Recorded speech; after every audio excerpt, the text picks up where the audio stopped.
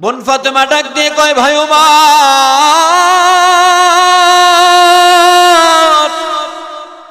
এইটা কোনো কান্নার ভাই, এইটা কোনো সাধারণ আওয়াজ নয়, এইটা হলো কোরআনের তেলাওয়াত, এইটা হলো কোরআনের সুর, এইটা হলো কোরআনের মুজিজা।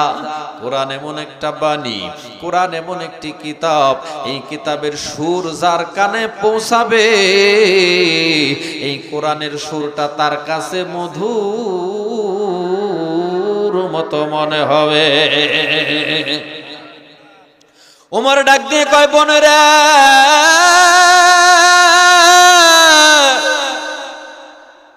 আমি নবী মুহাম্মদকে মারার জন্য পাগল হইছি, আর তুমি বোন ফাতিমা নবী মুহাম্মদের কালেমা পইরা বইসা আছো। ও বোন ফাতেমা, এখনো সময় আছে, কালেমাটা ছাইরা দি।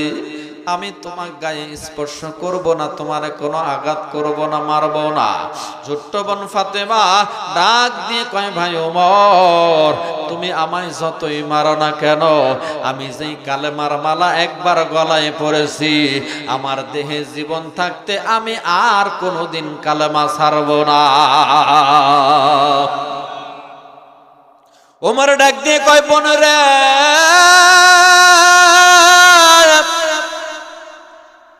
আমি উমরকে নিয়ে কি তুই ভয় করস না? গোটা মক্কার মানুষ আমি উমরকে ভয় পাই। ছোট্ট বোন ফাতেমা ডাক দিয়ে কয়, ভাই উমর, গোটা পৃথিবীর মানুষ ভয় পেলে কি হবে?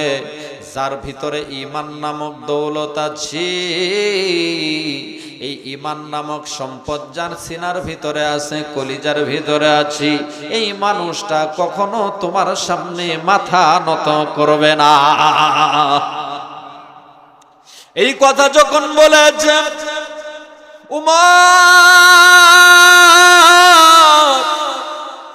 আর দেরি না করিয়া ছোট্ট বোন ফাতিমা তার ডান গালে এমন একটা জোরে থাপ্পড় মারছে, থাপ্পড় খাইয়া ওমরের ছোট্ট বোন ফাতেমা জমিনের ভিতরে পইরা গেল।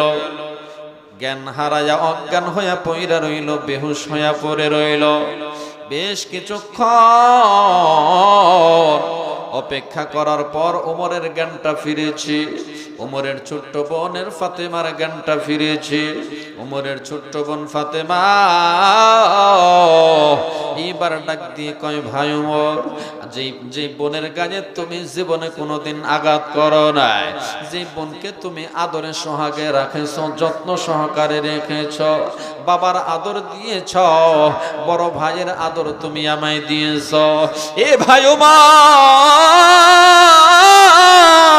আজকে আমার মারতে মারতে জমিনের ভিতরে ফেলে দিল। আমার একটা মাত্র অপরাধ, আমি কোরআন ধরেছি, আমার একটা মাত্র অপরাধ, আমি ঈমান নামক সম্পদ গ্রহণ করেছি। ভাই ওমর, তুমি আমায় আর তিলে তিলে মাইরো না, আঘাত দিও না, আমি বোন ফাতেমা সহ্য করতে পারি না। ওই যে তোমার হাতে একটা ধারালো তরবারি, এই যে আমি আমার মাথা পাইতা দিলাম, ওই তরবারি দিয়ে একটা আঘাত করে কূপ দিয়ে আমার মাথাটা বডি থেকে আলাদা কইরা দাও। এই যে ছোট বোন ফাতেমা এই কথাটা বলে ফেলল। আমার বাপ ভাইরা, ওমরের দিলের ভিতরে বড় চোট লাগছে, আঘাত লাগছে। আইরে বোন ফাতিমা, কোন কালেমার জন্য, কোন কোরআনের জন্য নিজের জীবন কুরবান করে দিতে চাস, নিজের জীবনটা উৎসর্গ করতে চাস, কিন্তু কালেমা ছাড়তে চাস না, কোরআন ছাড়তে চাস না। এ বোন ফাতেমা, ওই কোরআনটা একটু আমার হাতে দিবিনি, আমি একটু ধরব পড়ব, যদি বুঝে আসে আমিও তোমার মতো কালেমা পইরা মুসলমান হব। এইবার উমরের বোন ফাতিমা ডাক দিয়ে কয় ভাই ওমর, তোমার কোরআন এমন এক শ্রেষ্ঠ কিতাব, দামি কিতাব, পবিত্র কালাম। এই কালাম চাইলেই তুমি নাপাক অবস্থায় ধরতে পারবা না। তুমি তো মুশরিক, তুমি তো অপবিত্র। আগে তোমাকে ধরার জন্য পবিত্রতা অর্জন করতে হবে, ওযু করতে হবে।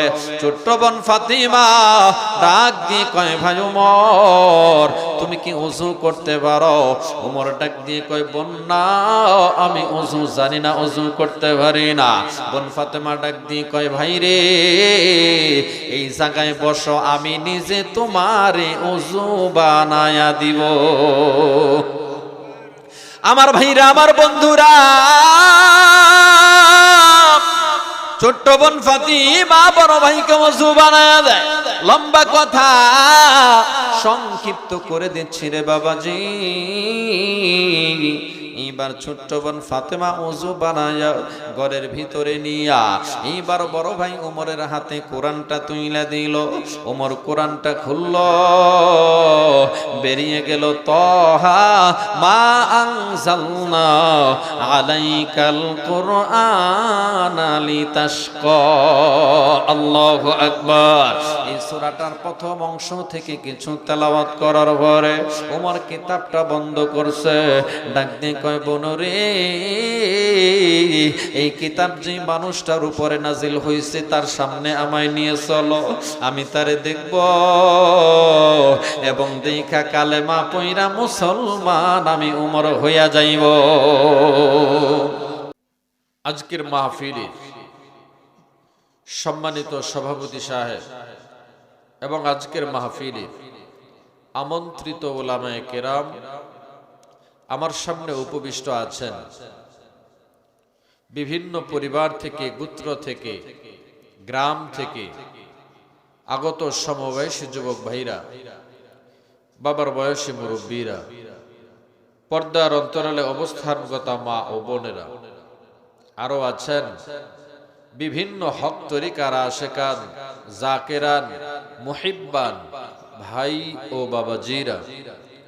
আসুন আমরা দলমত নির্বিশেষে ওই মাওলা পাকের দরবারে দিল থেকে শুকরিয়া জ্ঞাপন করি যে আল্লাহ দয়া করে, মায়া করে আমাকে আপনাকে কুরআনুল কারীমের মাহফিলে, উলামায়ে কেরামের মজলিসে, বেহেশতের বাগানে আসার বসার তৌফিক দান করেছেন। এজন্য দিল থেকে মনের কার্পণ্যতা ছেড়ে দিয়ে ওই মহান রবকে রাজি আর খুশি করার জন্য আসুন আমরা সবাই মিলে শুকরিয়া জ্ঞাপন করি, বলি আলহামদুলিল্লাহ। রব্বে কারীম বলেন, কোন বান্দা যদি নিয়ামত পেয়ে নিয়ামতের শুকরগুজার হয়, শুকরিয়া আদায় করে, আমি রব আল্লাহ ওই বান্দার উপর নিয়ামত কোটি কোটি গুণে বৃদ্ধি করে দেব। বলেন সুবহানাল্লাহ। আজকের মাহফিলটা আমার আপনার জন্য, এই গ্রামবাসীর জন্য বিশাল বড় একটা নিয়ামত। কথা বলেন ঠিক কিনা? এই ব্যাপারে কারো কোনো দ্বিমত আছে? কারো কোনো সন্দেহ আছে? কেন আজকের মাহফিলটা নিয়ামত হবে? আজকের এই মাহফিল থেকে কোন একজন বাপ ভাইয়ের ভিতরে যদি পরিবর্তন আসে, কোন একজন মা বোনের ভিতরে যদি পরিবর্তন আসে, এই আল্লাহর এই গোলাম, আল্লাহ পাকের এই বান্দা আর বান্দিকে উসিলা বানায়া হাসরের ময়দানে আমার আপনার জন্য নাজাতের ফায়সালা দিতে পারেন কি পারেন না? আর একটু জোরে বলেন, পারেন কি পারেন না? তাহলে আজকের এই মাহফিলটা আমার আপনার জন্য বিশাল বড় একটা নিয়ামত। কোনো সন্দেহ আছে? যদি কোনো সন্দেহ না থেকে থাকে, জবান খুলে উচ্চ আওয়াজে আরেকবার শুকরিয়া জ্ঞাপন করি, বলি আলহামদুলিল্লাহ। এবার সেই বিশ্বনবীর পক্ষে দরুদ ও সালাম পাঠ করব, যিনি ছিলেন নবী আর রাহমা, সাইয়্যিদুল খালাক, কুতুবুল বাশা, উম্মতের কান্ডার, সকল নবীগণের সর্দার। মারহাবা কর। পয়গম্বরের ভিতরে যিনি ছিলেন শ্রেষ্ঠ পয়গম্বর, কিয়ামতের ময়দানে যেই নবী হয়ে যাবেন নাজাতের রাহবার, আল্লাহ পাক রব্বুল আলামিন যেই নবীকে হাদিয়া দিয়ে ধন্য করেছেন হাউজে কাউসার, বলেন সুবহানাল্লাহ। শুধুমাত্র তাই নয়, আমার আপনার নবী ছিলেন গোটা পৃথিবীর বুকে সকল ডাক্তারের ডাক্তার। ঠিক বললাম না? ঠিক বললাম। নবীর প্রিয় সাহাবী হযরত আবু বকর ঠান্ডা তবিয়তের একজন মানুষ।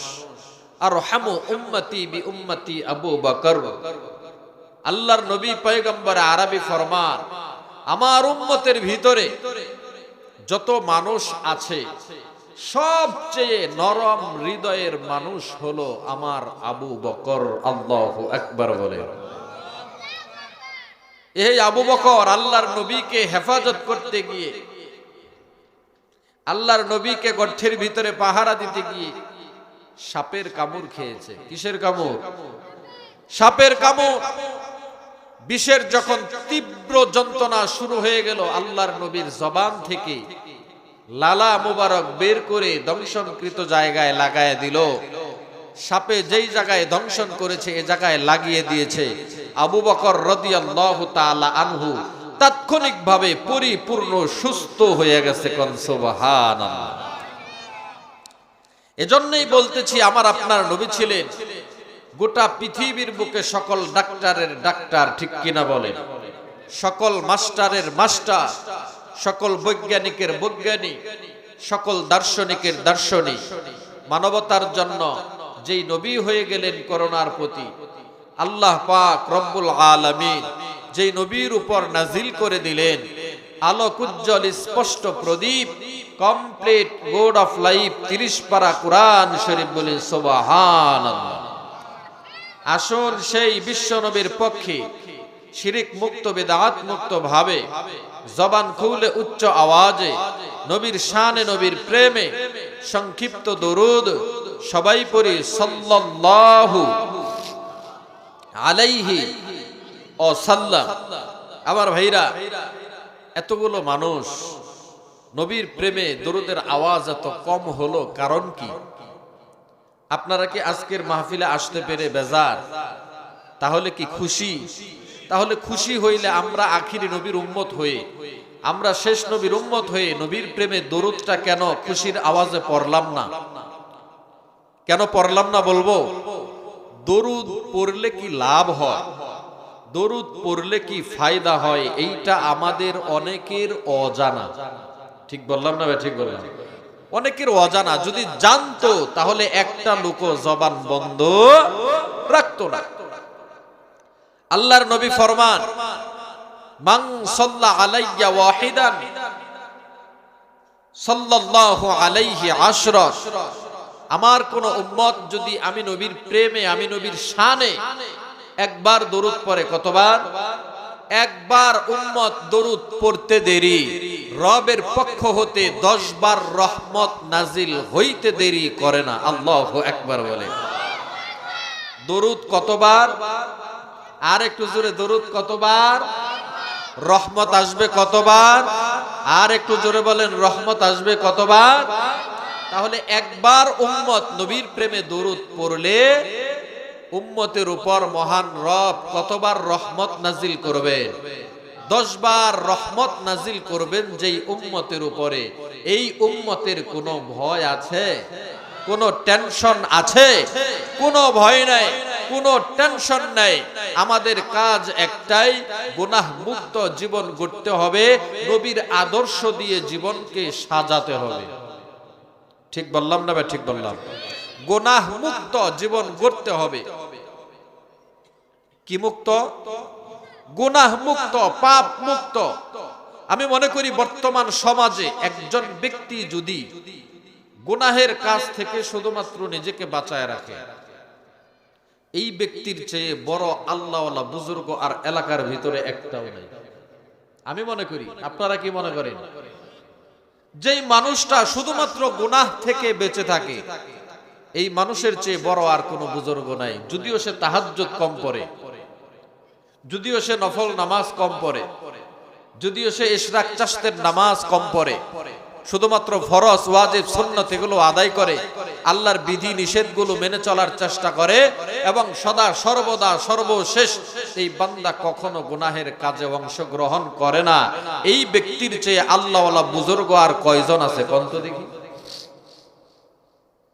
তাহলে আমরা এমন একজন নবীর উম্মত হতে পেরেছি, আল্লাহ পাক রব্বুল আলামিন আমাদের কপালে এমন একজন নবী দিয়েছেন, আমাদের ভাগ্যে এমন একজন নবী পেয়েছি যেই নবীর প্রেমে সংক্ষিপ্ত দরুদ যদি কোনো উম্মত একবার পড়ে, মান সাল্লা আলাইয়া ওয়াহিদান, একবার দরুদ পড়তে দেরি সাল্লাল্লাহু আলাইহি আশরান, 10 বার রহমত নাজিল করতে আল্লাহ দেরি করে না। নবীজির উম্মতের কোনো চিন্তা নাই, চলো নবীজির জান্নাতে মদিনাতে যাই, চলো নবীজির জান্নাতে মদিনাতে যাই। সবাই চলো নবীজির জান্নাতে মদিনাতে যাই। খারাপ লাগে? নবীর প্রতি যদি প্রেম আর ভালোবাসা আমার আপনার কলিজায় থাকে, হৃদয়ে থাকে, অবশ্যই নবীর প্রেমে দরুদ পড়তে, নবীর প্রেমে নাত গাইতে অবশ্যই ভালো লাগবে। কথা বলেন ঠিক কিনা? তাহলে আমার সাথে সুরে সুর মিলিয়ে একটু বলা যাবে, চলো নবীজির জান্নাতে মদিনাতে যাই, চলো নবীজির জান্নাতে মদিনাতে। কে কে যাবে মদিনা,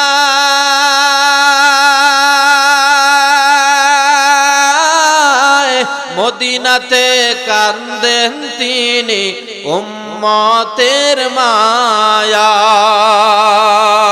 দিন রজনী কান্দেন নবী, দিন রজনী কান্দেন নবী, শুয়ে রওয়াজায়,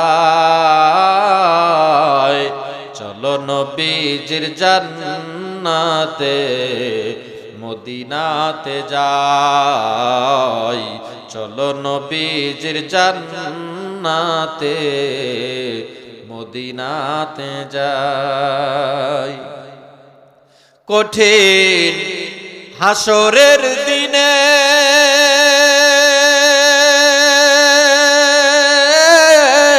বেহেশতে যাবেন না নবী উম্মত বিনে। মারহাবা কর, আর একটু জোরে জোরে কর না মারহাবা। কঠিন হাসরের দিনে বেহেশতে যাবেন না নবী উম্মত বিনে। মাফ করিয়া দিবেন আল্লাহ, মাফ করিয়া দিবেন আল্লাহ নবীর উসিলায়, চলো নবীজির জান্নাতে মদিনাতে যাই, চলো নবীজির জান্নাতে মদিনাতে যাই। খারাপ লাগে ভাইজান? আমার ভাইরা, নবীর প্রেমে আমরা সদা সর্বদা দরুদ পড়ার চেষ্টা করব ইনশাআল্লাহ। আমি আর ভূমিকা লম্বা করব না, মূল আলোচনার দিকে আমি চলে যাব। আমি আপনাদের সম্মুখে সূরাতুল বাকারা থেকে ৮২ নম্বর আয়াতে কারিমা তেলাওয়াত করেছি। আল্লাহ পাক রব্বুল আলামিন সূরাতুল বাকারার ৮২ নম্বর আয়াতে কারিমার ভিতরে কারা কারা জান্নাতের অধিবাসী, কে কে জান্নাতি হবে তাদের একটা পরিচয় দিয়েছেন। কাদের পরিচয় দিয়েছেন? জান্নাতি ব্যক্তিদের পরিচয় দিয়েছেন। কাদের পরিচয়? জান্নাতি ব্যক্তিদের পরিচয় দিয়েছেন। তাহলে আমি জান্নাতি হলাম কিনা, আপনি জান্নাতি হবেন কিনা, এইটার একটা পরিচয় জানা দরকার, আছে না নাই? আর একটু জোরে বলে, আছে না নাই? আল্লাহ রাব্বুল আলামিন বলেন, والذين آمنوا وعملوا الصالحات أولئك أصحاب الجنة هم فيها خالدون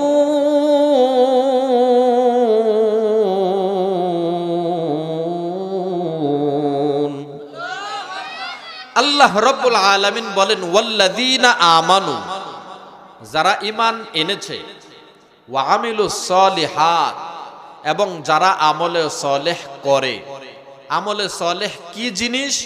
যেই জিনিসের মাধ্যমে আল্লাহ পাওয়া যায়, যেই জিনিসের মাধ্যমে জান্নাত পাওয়া যায়, যেই জিনিসের মাধ্যমে নবী পাওয়া যায়, এমন প্রতিটা কাজকে আমলে সলেহ বলে। অর্থাৎ প্রতিটা নেকির কাজকে, প্রতিটা সওয়াবের কাজকে, প্রতিটা উত্তম ভালো কাজকে আমলে সলেহ বলে। আল্লাহ পাক রব্বুল আলামিন সূরাতুল বাকারার ৮২ নম্বর আয়াতে কারিমার ভিতরে বলেন ওয়াল্লাযীনা আমানু, যারা ঈমান এনেছে, ওয়া আমিলুস সলিহাত, এবং যারা আমলে সলেহ করে, উলাইকা আসহাবুল জান্নাহ, এরা হলো জান্নাতের আদিবাসী। সুবহানাল্লাহ বলবেন না? এরা কোথায়কার আদিবাসী? এরা জান্নাতের আদিবাসী। কতদিনের জন্য জান্নাতি এরা? হুম ফিহা খালিদুন, অনন্ত কালের জন্য চিরস্থায়ী এরা জান্নাতি, যেই জিন্দেগির শুরু হবে আর কোনোদিন শেষ হবে না। তাহলে কাজ কয়টা? দুইটা। বলেন কাজ কয়টা?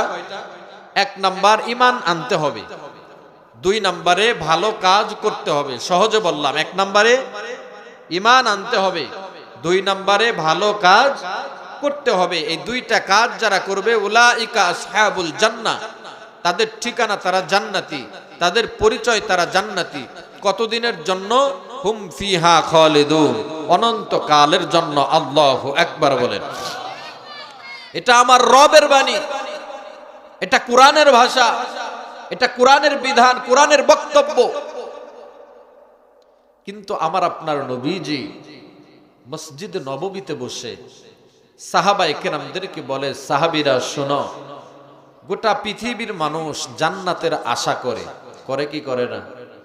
আর একটু জোরে বলেন, করে কি করে না? গোটা পৃথিবীর মানুষ জান্নাতের আশা করে, জান্নাতের জন্য পাগল।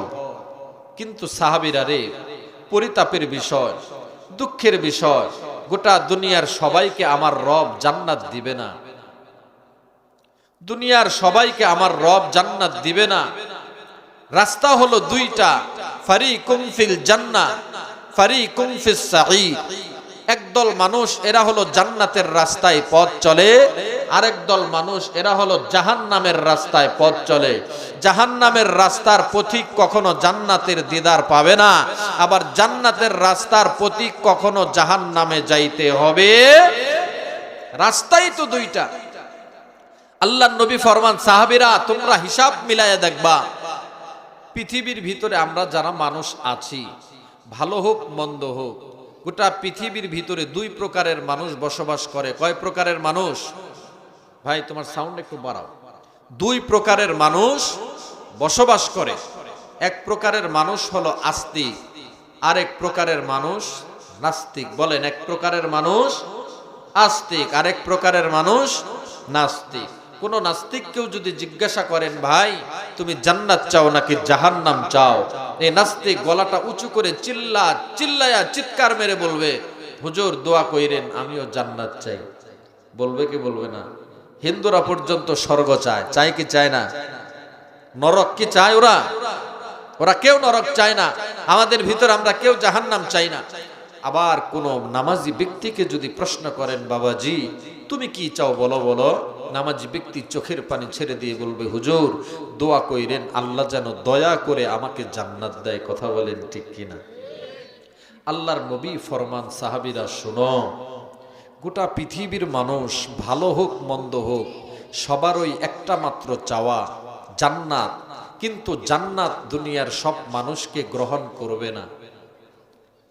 জান্নাত দুনিয়ার সব মানুষের জন্য পাগল পারা হবে না। গোটা পৃথিবীর সবাই জান্নাতের পাগল হলে কি হবে, কিন্তু জান্নাত সবার প্রেমে পড়বে না, জান্নাত সবাইকে স্বাগতম জানাবে না, জান্নাত সব মানুষের জন্য অপেক্ষা করবে না, জান্নাত সব মানুষের জন্য পাগল পারা হবে না। এ সাহাবায়ে কেরাম শোনো, তোমাদের ভিতরে 5 প্রকারের মানুষ এমন আছে যাদের জন্য জান্নাত পাগল পারা হয়ে যাবে। কয় প্রকারের মানুষ? আর একটু জোরে বলতে হবে, কয় প্রকার? 5 প্রকারের মানুষ এমন আছে তাদের জন্য আল্লাহর বানানো জান্নাত পাগল পারা হয়ে যাবে। এই বক্তব্যটা যখন আল্লাহর নবী দিলেন, সাহাবায়ে কেরামের ভিতরে একটা আগ্রহ উদ্দীপনা তৈরি হয়ে গেল। নবী গো, ওই 5 প্রকারের পরিচয় দ্রুত আমাদেরকে জানায় দেন, আমরা নিজেরাও ওই 5 প্রকারের অন্তর্ভুক্ত হয়ে যাব। আমি সেই নবীর হাদিস আমি আপনাদেরকে শোনাবো। হাদিস শোনার পর আপনাদেরও কি ইচ্ছা আছে ওই 5 প্রকারের ভিতরে নিজেদেরকে শামিল করবেন? ইচ্ছা আছে তো ইনশাআল্লাহ? আমার ভাই যারা, আমার বন্ধুগণ, আল্লাহর নবী পয়গম্বর আরবি সরকার দো আলম সাহাবায়ে কেরামদেরকে ডাকিয়া ডাকিয়া বলেন, সাহাবায়ে কেরাম শোনো, গোটা পৃথিবীর ভিতরে 5 প্রকারের মানুষ এমন আছে যাদের জন্য আমার আল্লাহ জান্নাতকে পাগল পারা বানায়া দিবে। আল্লাহু আকবার বলেন। নবী আমার ডাক দিয়ে বলে, সাহাবীরা রে,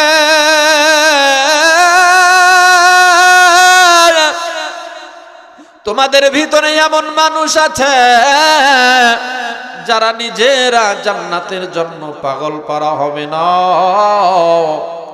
বরং জান্নাত নিজেই তাদের জন্য পাগল পারা হয়ে যাবে।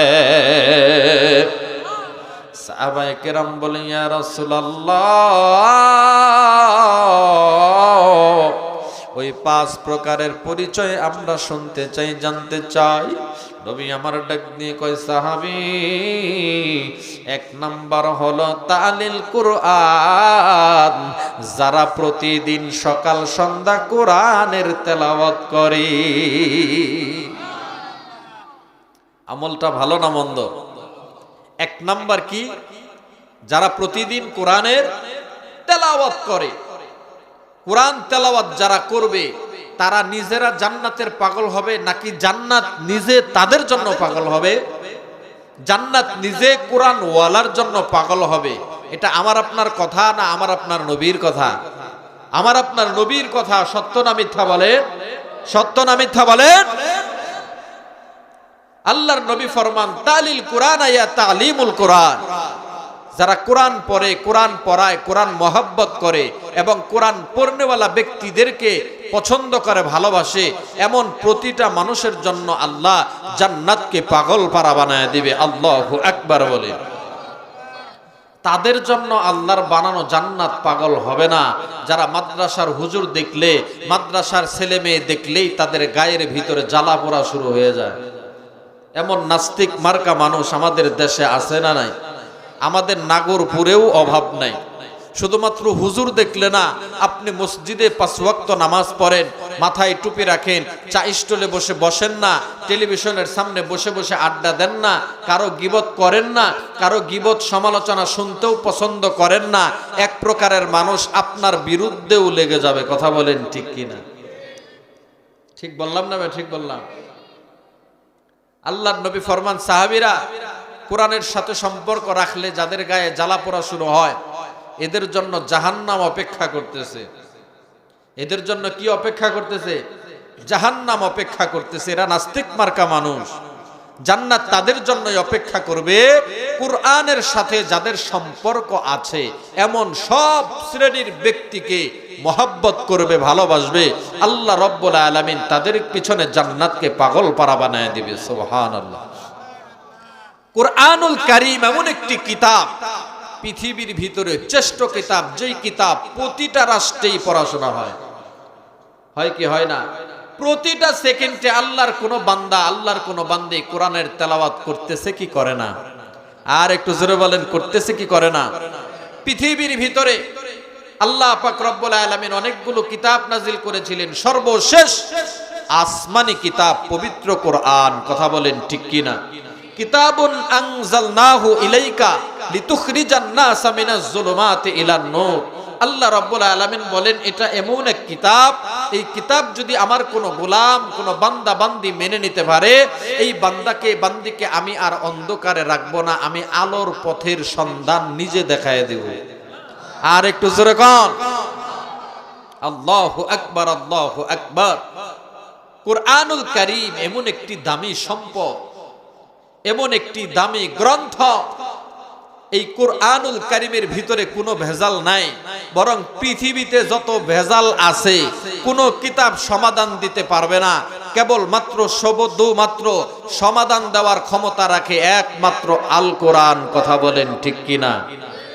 সমাধান চাও যদি জীবনে মরণে, ফিরে যাও খুঁজে নাও চোখ রাখো কোরআনে, ফিরে যাও খুঁজে নাও চোখ রাখো কোরআনে, তবেই পাবে সুখ শান্তির ঠিকানা, তবেই পাবে সুখ শান্তির ঠিকানা, যদি মেনে নাও তুমি মনে প্রাণে সমাধান। সমাধান চাও যদি জীবনে মরণে, ফিরে যাও খুঁজে নাও চোখ রাখো কোরআনে, ফিরে যাও খুঁজে নাও চোখ রাখো কোরআনে। ঠিক কিনা? এ বাণী সকলের নয় শুধু মুমিনের, যারাই চলবে মেনে ফল পাবে কোরআনের। মারহাবা কন। এ বাণী সকলের নয় শুধু মুমিনের, যারাই চলবে মেনে ফল পাবে কোরআনের, যারাই চলবে মেনে ফল পাবে কোরআনের। ঘরে বলো কিবা রাষ্ট্রে বলো, ঘরে বলো কিবা রাষ্ট্রে বলো, অশান্তি দূর করে শান্তি আনে সমাধান। সমাধান চাও যদি জীবনে মরণে, ফিরে যাও খুঁজে নাও চোখ রাখো কোরআনে, ফিরে যাও খুঁজে নাও চোখ রাখো কোরআনে। ঠিক কিনা বলেন? কোরআন কি শুধুমাত্র মুসলমানদের জন্য? কোন হিন্দু যদি কোরআনকে মেনে নেয় তাহার লাভ হবে না নাই? কোন খ্রিস্ট ধর্মের অনুসারী যদি কোরআনকে অনুসরণ করে লাভ আছে না নাই? কোরআন এই জন্য বলা হয়েছে এ বাণী সকলের নয় শুধু মুমিনের, যারাই চলবে মেনে ফল পাবে কোরআনের। আমার আপনার নবীজি চরম একজন দুশমন ছিল মক্কার ভিতরে, নাম তার আবু জেহেল। জানেন আপনারা কি নাম? বলেন। আবু জেহেল। আবু জেহেলের ডান হাত, আমাদের নেতা ফেতাদের বডিগার্ড থাকে না, কেউ থাকে ডান হাত, কেউ থাকে বাম হাত, কেউ থাকে একবারে উপদেষ্টা, এই সেই নানান কিছু থাকে। তা আবু জেহেলের ক্ষমতার উৎস একমাত্র ছিল এমন একজন ব্যক্তি যার নাম হলো ওমর, ওমর ইবনুল খাত্তাব। কি নাম? ওমর। আবু জেহেল মক্কার ভিতরে একটা গোপন মিটিং ডাকলেন আবু জেহেলের বাড়িতে। কোথায়? আবু জেহেলের বাড়িতে একটা মিটিং ডাকলেন। মিটিং এর মূল আলোচ্য বিষয় হলো আব্দুল্লাহর বেটা মোহাম্মদ নবীকে কিভাবে দুনিয়া থেকে মিটিয়ে দেওয়া যায়, বিদায় করে দেওয়া যায়। বলেন নাউজুবিল্লাহ। কেউ হিম্মত করে না, কেউ সাহস পায় না। আবু জেহেল বলতেছে, তোমাদের ভিতরে এমন কেউ কি আছো, যদি আমাদের দুশমন, আমাদের বাপদাদার ধর্মের মুখে চুনকালি মাখে নবী মোহাম্মদ, এই মোহাম্মদ নবীকে যদি কেউ হত্যা করতে পারো, খুন করতে পারো, তারে আমি 100 লাল উট পুরস্কার দিব। বলেন নাউজুবিল্লাহ। তখনকার এক একটা উট বর্তমানের এক একটা প্যারাডো গাড়ির মতো দামি ছিল, মূল্যবান ছিল। আপনাদের এলাকায় এমন কিছু নিশাখুর যুবক আছে, যদি বলেন যে বাবা তোমাকে আমি 5 লক্ষ টাকা দিয়ে একটা মোটর সাইকেল কিনে দিব, অমুকের মাথাটা বডি থেকে আলাদা করে ফেলবা, দেখবেন এই যুবক পাগল পারা হয়ে যাবে ওই ব্যক্তিকে হত্যা করার জন্য। আছে না নাই? আছে না নাই? ভালো মন্দ বিচার করবে না, ওই যে মোটর সাইকেলের লোভে, ওই যে একটা প্রাইভেট কারের লোভে, ওই যে 5 লক্ষ টাকার লোভে আর মিয়া বাংলাদেশে তো 5 লক্ষ লাগে না, 500 টাকা দিলেও মানুষকে আঘাত করতে দ্বিধা করে। আবু জেহেল ডাক দিয়ে বলল, এখানে যারা আছো তোমাদের ভিতর থেকে এমন কেউ কি আছো নবী মুহাম্মদের মাথাটা দেহ থেকে আলাদা করে ফেলবা? কেউ যদি করতে পারো, আর মাথাটা যদি আমি আবু জেহেলের কাছে এনে জমা দিতে পারো, 100 লাল উট পুরস্কার দেব। কয় শত লাল উট? আমার ভাইজান, আমার বন্ধুগণ, আবু জেহেল যখন 100 লাল উটের ঘোষণা দিয়ে দিল, এই তথ্যটা যখন ওমর ইবনুল খাত্তাবের কানে পৌঁছায় গেল, ওমর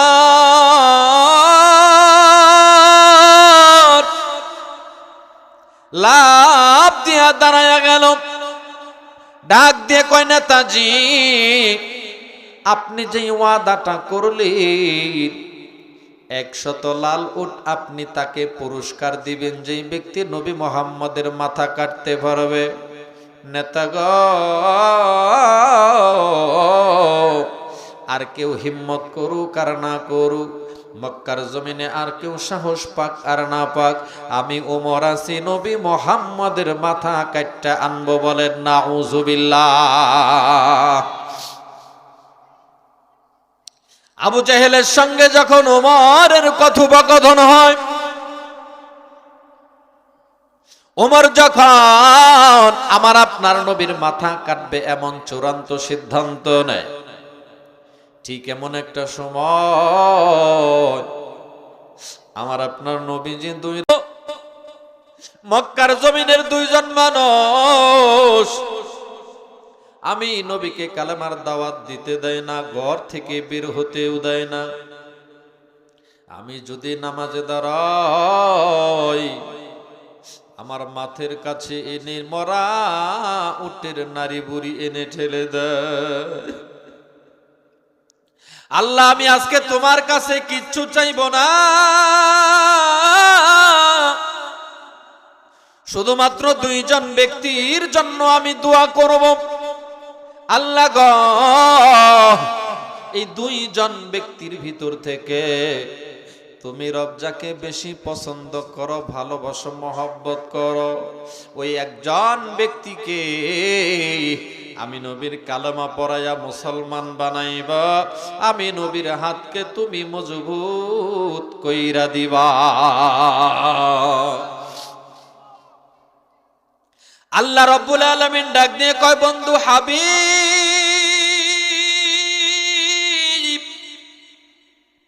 আপনি জলদি কইরা নাম বলেন, কোন সেই 2 জন ব্যক্তি, কি তাদের নাম, কি তাদের পরিচয়? নবী আমার ডাক নিয়ে কয়, আল্লাহ, 1 নম্বরে হলো মক্কার জমিনের সবচেয়ে বড় লিডার হলো আবু জেহেল, আর 2 নম্বরে হলো খাত্তাবের বেটা উমর। এই 2 জনের ভিতর থেকে যাকে তোমার ভালো লাগে তাহাকে আমি নবীর দিন কবুল করাইবা, আমি নবীর কালেমা পড়াইয়া মুসলমান বানায়া আমি নবীর দিন প্রচার করা সহজ কইরা দিবা।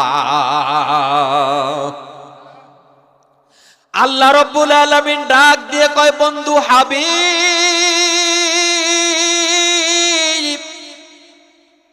আপনি দোয়া করছেন আর আমি কবুল করব না এমন তো হতে পারে না। বন্ধু হাবিব, আপনি টেনশন নিবেন না, আপনি যেই 2 জন ব্যক্তির জন্য দোয়া করলেন গো, তার মধ্য থেকে হযরত ওমরের জন্য দোয়া আমি আল্লাহ কবুল কইরা নিলাম। অথচ এই দিক দিয়া আমার আপনার নবীর দোয়া কবুল করছে উমরের নামে। কার নামে? উমরের নামে আমার আপনার নবীর দোয়া কবুল হয়ে গেল।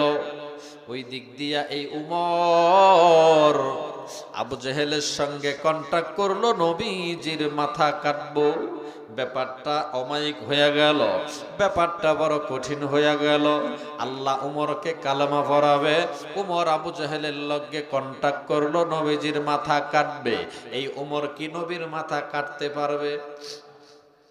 এই উমরের কে আর ক্ষমতা আছে, সাধ্য আছে নবীজির মাথা কাটবে, হত্যা করবে? কথা বলেন। এইবার উমর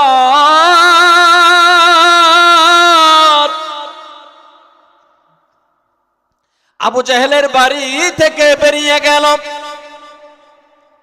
রহমাতাল লিল আলামিন। কোথায় আছে উমর খুঁজতে আরম্ভ করে। উমরের হাতের ভিতরে লম্বা একটা ধারালো তরবারি দেখা যায়। এই তরবারিটা উমর আর কারো কাজে ব্যবহার করে নাই, শুধুমাত্র আমার আপনার নবীকে হত্যা করার জন্য আলাদা একটা তরবারি বানাইছে। বলেন নাউজুবিল্লাহ। উমর তরবারিটা লইয়া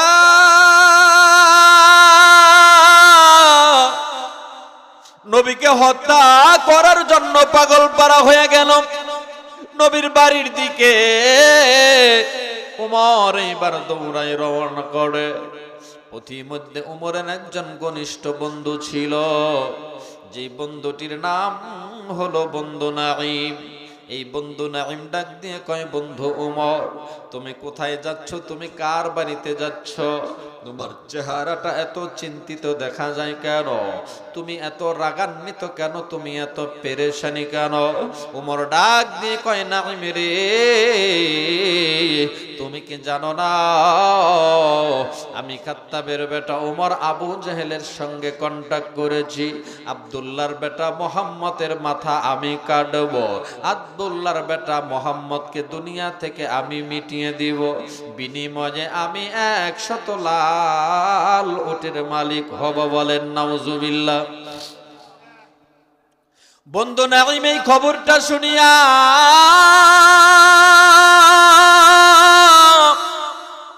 ডাক দিয়ে কয়, বন্ধু উমর, তুমি এমন একজন ব্যক্তিকে হত্যা করার জন্য পাগল হইছ। আমি বন্ধু নাঈম বলতে চাই, এই নবী মুহাম্মদ জীবনে কারো সাথে কোনো দিন বেয়াদবি করে না। কথা বলেন ঠিক কিনা? নবী বেয়াদবি করবেই বা কেন? আমার আপনার নবীকে তো আল্লাহ গোটা পৃথিবীর জন্য রহমত কইরা বানাইছেন। তিনি কে? বন্ধু নাঈম ডাক দিয়ে কয়, উমর,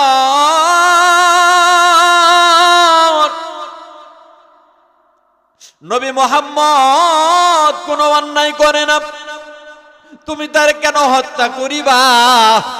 কি তার অপরাধ? তার সাথে কেন এত দুশ্মনী, এত শত্রুতা? উমর ডাক দিয়ে কয়, আবু জেহেল বইলাছে, আবু জেহেল আমাদেরকে বলিয়া দিছে এই নবী মুহাম্মদ নাকি আমাদের বাপ দাদার ধর্মের মুখে চুনকালি মাখছে। দিন দিন তার ধর্ম বাড়ি হইয়া যাচ্ছে, আর আমাদের ধর্মটা খাটো হয়ে যাচ্ছে, ছোট হয়ে যাচ্ছে, অল্প স্বল্প হয়ে যাচ্ছে। ও নাঈম, এইভাবে যদি চলতে থাকে আমাদের ধর্ম আর কেউ মানবে না, আমাদেরকে নেতা হিসাবে আর কেউ চিনবে না, গুনবে না। এই জন্য মুহাম্মদকে দুনিয়া থেকে আমরা মিটিয়ে দেব। বন্ধু নাঈম ডাক দিয়ে কয়, বন্ধু উমর, তুমি শুনিয়া নাও, শুনিয়া নাও, তুমি যে মুহাম্মদ নবীকে হত্যা করার জন্য পাগল হইছ, এই মুহাম্মদ নবী সাধারণ কোন নবী নয়। তোমার এই নবীর হাতে হাত রাইখা তোমার আদরের ছোট্ট বোন ফাতেমা কালেমা পইরা মুসলমান হইছে। আমার ভাইরা, আমার বন্ধুরা,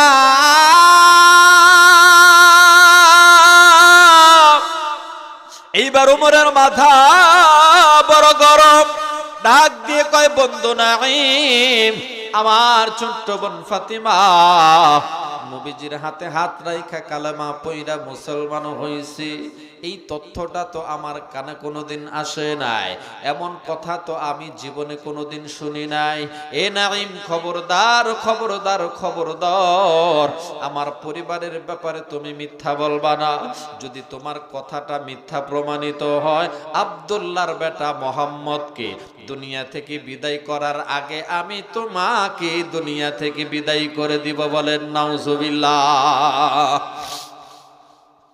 বন্ধু নাঈম এইবার ডাক দিয়ে কয়, তোমার যদি বিশ্বাস না হয়, তুমি তোমার ছোট্ট বোন ফাতেমার বাড়িতে চলে যাও, দেখবা তোমার ছোট বোন ফাতেমা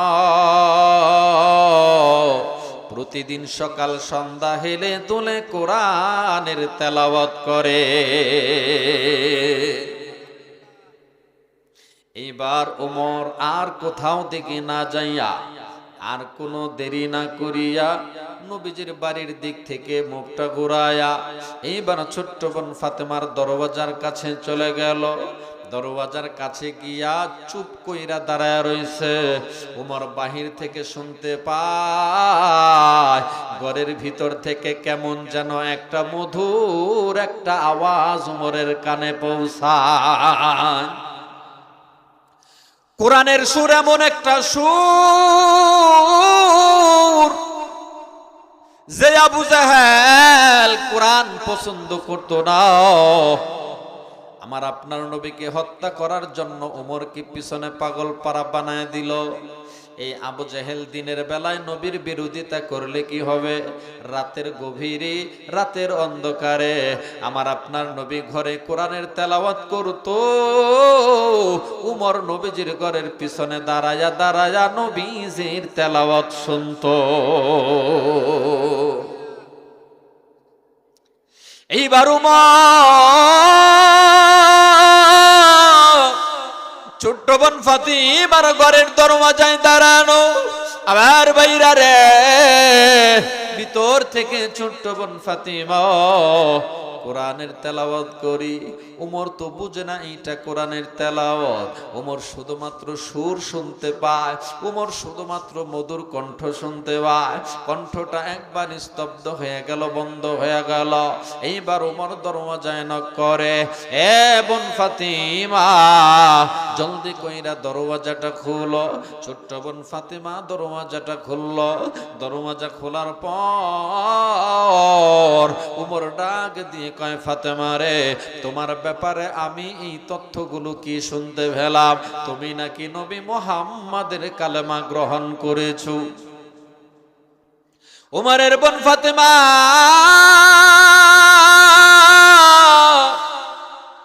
ডাক দিয়ে কয়, ভাই উমর, বিয়াদবি মাফ করব, তুমি তথ্যটা আজকে পেয়েছ, অথচ আমি এই কালেমা বহুত আগে কবুল কইরা নিছি।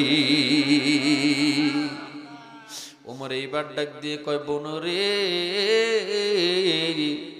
আমার মুখের উপর তুমি আমারই সামনে দাঁড়ায়া কথা বলো, তোমার কি ভয় হয় না? ওমরের বোন ফাতেমা ডাক দিয়ে কয়, তোমার গায়ে যেই বাবার রক্ত, আমার গায়ে একই বাবার রক্ত। আল্লাহু আকবার বলেন। এ ভাই উমর,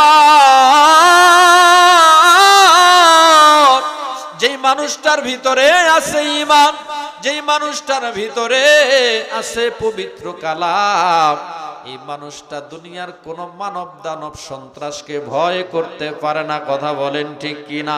লা ইলাহা।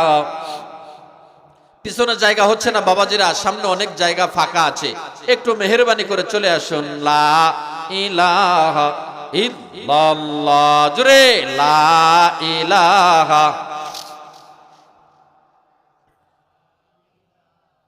ইল্লাল্লাহ, জোরে লা ইলাহা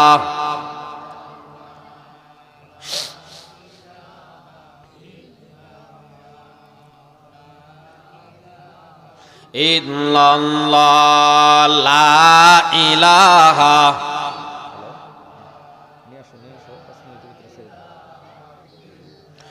লা ইলাহা ইল্লাল্লাহু মুহাম্মাদুর রাসূলুল্লাহ সাল্লাল্লাহু আলাইহি ওয়াসাল্লাম। ওমরের ছোট্ট বোন ফাতেমা ডাক দিয়ে কয়, ভাই ওমর, আমার ভিতরে আছে নবীর প্রেম, আমার সিনার ভিতরে আছে নবীর কালেমা, আমার সিনার ভিতরে আছে নবীর উপরে নাজিলকৃত পবিত্র আল কোরআন। এই কোরআন যার সিনার ভিতরে থাকবে, ঈমান নামক দৌলতটা যার মনের ভিতরে থাকবে, এই মানুষটা ছেলে হোক মেয়ে হোক দুনিয়ার কোন সন্ত্রাস মার্কা ব্যক্তিকে ভয় করতে পারে না। আমরা মুসলমান, মোদের বুকে আল কোরআন, জীবন দিব তবু মোরা দিব না ঈমান। বলেন, জীবন দিব তবু মোরা দিব না ঈমান। আমরা মুসলমান, মোদের বুকে আল কোরআন, আমরা মুসলমান, মোদের বুকে আল কোরআন, জীবন দিব তবু মোরা দিব না ঈমান, জীবন দিব তবু মোরা দিব না ঈমান। পারবো তো ইনশাল্লাহ, পারবো তো ইনশাল্লাহ। আমার ভাইরা, আমার বন্ধুরা, এইবার উমর ডাক দিয়ে কয়, ফাতিমা, তোমার সাথে ঈমান ছাড়বে কি ছাড়বে না, নবীর কালেমা ধরবে কি ধরবে না, এই ব্যাপারে আমি পরে কথা বলবো। বোন ফাতেমা, আমি তোমার দরওয়াজায় এসেছি প্রায় আরো 20 থেকে 30 মিনিট পূর্বে।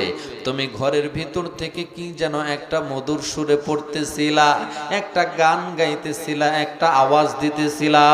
ওই আওয়াজটা আমার কলিজা শীতল কইরা দিছে। বোন ফাতেমা ডাক দিয়ে কয়, ভাই ওমর,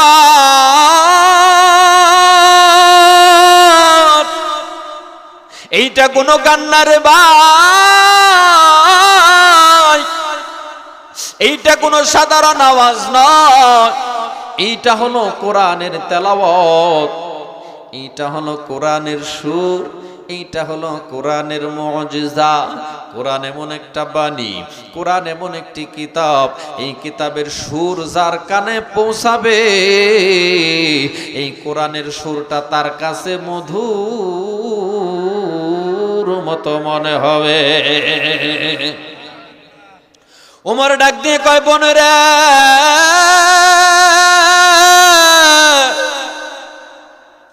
আমি নবী মুহাম্মদকে মারার জন্য পাগল হইছি, আর তুমি বোন ফাতিমা নবী মুহাম্মদের কালেমা পয়রা বইসা আছো।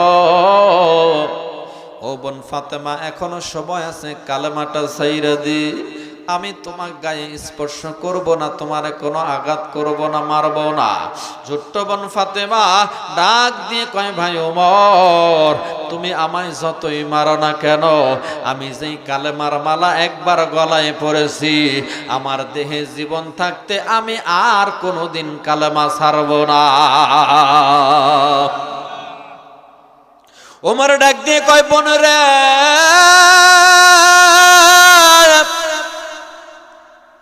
আমি উমরকে নিয়ে কি তুই ভয় করস না? গোটা মক্কার মানুষ আমি উমরকে ভয় পাই। ছোট্ট বোন ফাতেমা ডাক দিয়ে কয়, ভাই উমর, গোটা পৃথিবীর মানুষ ভয় পেলে কি হবে? যার ভিতরে ঈমান নামক দৌলত আছে, এই ঈমান নামক সম্পদ যার সিনার ভিতরে আছে, কলিজার ভিতরে আছে, এই মানুষটা কখনো তোমার সামনে মাথা নত করবে না। এই কথা যখন বলেছে, উমর আর দেরি না করিয়া ছোট্ট বোন ফাতিমা তার ডান গালে এমন একটা জোরে থাপ্পড় মারছে, থাপ্পড় খাইয়া ওমরের ছোট বোন ফাতেমা জমিনের ভিতরে পইরা গেল। জ্ঞান হারাইয়া অজ্ঞান হইয়া পইরা রইল, বেহুশ হইয়া পড়ে রইল। বেশ কিছুক্ষণ অপেক্ষা করার পর ওমরের জ্ঞানটা ফিরেছে, ওমরের ছোট্ট বোনের ফাতেমার জ্ঞানটা ফিরেছে। ওমরের ছোট্ট বোন ফাতেমা এইবার ডাক দিয়ে কয়, ভাই ওমর, যে বোনের গায়ে তুমি জীবনে কোনোদিন আঘাত করো নাই, যে বোনকে তুমি আদরে সোহাগে রাখেছ, যত্ন সহকারে রেখেছ, বাবার আদর দিয়েছ, বড় ভাইয়ের আদর তুমি আমায় দিয়েছ, এ ভাই ওমর আজকে আমার মারতে মারতে জমিনের ভিতরে ফেলে দিল। আমার একটা মাত্র অপরাধ, আমি কোরআন ধরেছি, আমার একটা মাত্র অপরাধ, আমি ঈমান নামক সম্পদ গ্রহণ করেছি। ভাই ওমর তুমি আমায় আর তিলে তিলে মাইরো না, আঘাত দিও না, আমি বোন ফাতেমা সহ্য করতে পারি না। ওই যে তোমার হাতে একটা ধারালো তরবারি, এই যে আমি আমার মাথা পাইতা দিলাম, ওই তরবারি দিয়ে একটা আঘাত করে কূপ দিয়ে আমার মাথাটা বডি থেকে আলাদা কইরা দাও। এই যে ছোট বোন ফাতেমা এই কথাটা বলে ফেলল। আমার বাপ ভাইরা, ওমরের দিলের ভিতরে বড় চোট লাগছে, আঘাত লাগছে।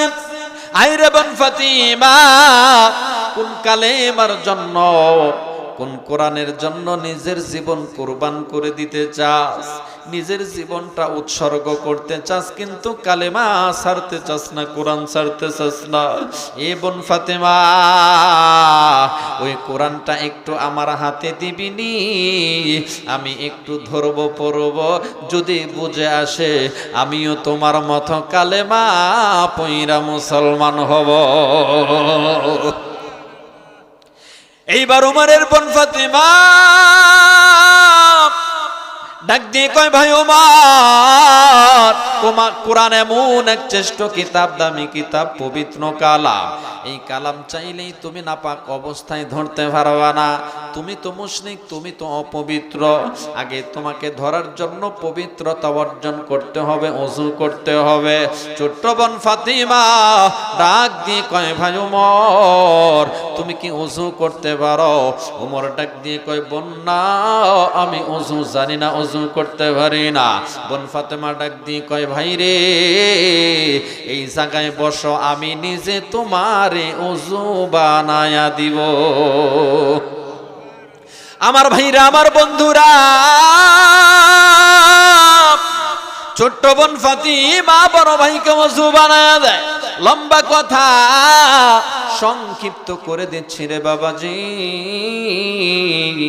এইবার ছোট্ট বোন ফাতেমা ওযু বানায়া ঘরের ভিতরে নিয়া এইবার বড় ভাই ওমরের হাতে কোরআনটা তুইলা দিল। ওমর কোরআনটা খুলল, বেরিয়ে গেল, তহা মা আনজালনা আলাইকাল কুরআনা লিতাশকা। আল্লাহু আকবার। এই সূরাটার প্রথম অংশ থেকে কিছু তেলাওয়াত করার পরে ওমর কিতাবটা বন্ধ করছে। ডাক দিয়ে কয়, বোনরে, এই কিতাব যে মানুষটার উপরে নাজিল হয়েছে তার সামনে আমায় নিয়ে চলো, আমি তারে দেখব এবং দেখা কালেমা পইরা মুসলমান আমি উমর হইয়া যাইব। এইভাবে হযরত ওমর জিরো থেকে হিরো হয়েছে শুধুমাত্র কোরআনের বরকতে। কিসের বরকতে? কোরআনের বরকতে। এই জন্য বলতেছিলাম, তালিল কোরআন, যারা কোরআন পড়বে, কোরআন মানবে, কোরআন মোহাব্বত করবে, এমন প্রতিটা ব্যক্তির পিছনে আমার আল্লাহ জান্নাতকে পাগল পারা বানায় দিবে। আল্লাহু আকবার বলেন। তাহলে আমরা সবাই কোরআন পড়বো তো ইনশাল্লাহ? যারা কোরআন পড়ায় তাদেরকে মহব্বত করবো তো ইনশাল্লাহ? মাদ্রাসার যেই সকল ছাত্র ছাত্রীরা কোরআন পড়ে তাদেরকে কলিজা দিয়া ভালোবাসবো তো ইনশাল্লাহ? আল্লাহ তাআলা আমাদের সবাইকে কোরআন ওয়ালা হওয়ার জন্য তৌফিক দান করুন, সকলে বলি আমিন। প্রধান আলোচক আমার ভাইজান চলে এসেছেন, আমি হযরতকে বসিয়ে রেখে আলোচনা করতে চাচ্ছি না। আমি আপনাদের সামনে যদি কখনো সময় সুযোগ হয় বয়ান রাখবো ইনশাল্লাহ। আমার জন্য দোয়া করবেন, আমিও আপনাদের জন্য দোয়া করি। আসসালামু আলাইকুম ওয়া রাহমাতুল্লাহি ওয়া বারাকাতুহু।